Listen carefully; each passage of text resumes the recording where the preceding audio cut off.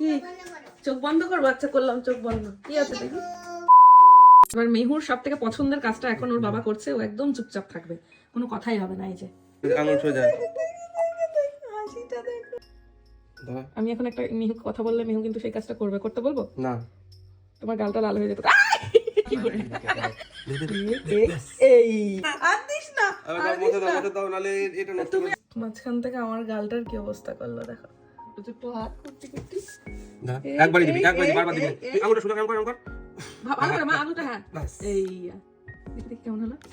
এই তো এই ছবিগুলো এখানে পর পর এইভাবে আঠা দিয়ে সেট করা হবে, ব্যাস তাহলেই হয়ে যাবে মেহুর স্কুলের প্রজেক্ট রেডি, তাই তো মা?